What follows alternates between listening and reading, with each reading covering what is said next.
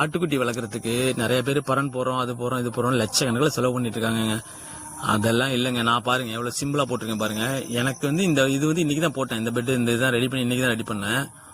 12 அடி நீளம், 6 அடி அகலத்தில் போட்டிருக்கேன். என்னோட ஆட்டுக்கு இது போதும். இங்கிட்ட ஒன்று பழசு ஒன்று இருக்கு ஆல்ரெடி. இது வந்து மாம்பழகா, வீட்டில் உள்ள பழகா, ஒரு மாமரம் வீடு கட்டுறதுக்காக மாமரம் வெட்டியிருந்தோம். அதில் மிச்சம் இருந்த பழகாயை வெட்டி அறுத்து எடுத்துட்டு வந்து நானே அடிச்சு போட்டேன். கீழே 3-4 கம்பை கொடுத்துட்டு மேலே வச்சு தச்சு போட்டு கீழே கல் வச்சுட்டேன். அவ்வளோதான். அது வந்து பழசு. இது வந்து இந்த சைடு இருக்கு பாருங்க, அதுக்கு அந்த பக்கம் இருக்கிறது வந்து பழசு. அது வந்து சும்மா விரவு கடையில் போயிட்டு 3 மணு அந்த அறுப்பு சட்டம் இருக்குல்ல, அதை எடுத்துட்டு வந்து அதிலே செஞ்சதுதான். அது செஞ்சு சும்மா அடிச்சு நானா சும்மா அடிச்சு போட்டு கீழே 2 கம்பம் மட்டும் கொடுத்துட்டு அடிச்சு போட்டு இந்த தூக்கி போட்டிருக்கேன் பாருங்க.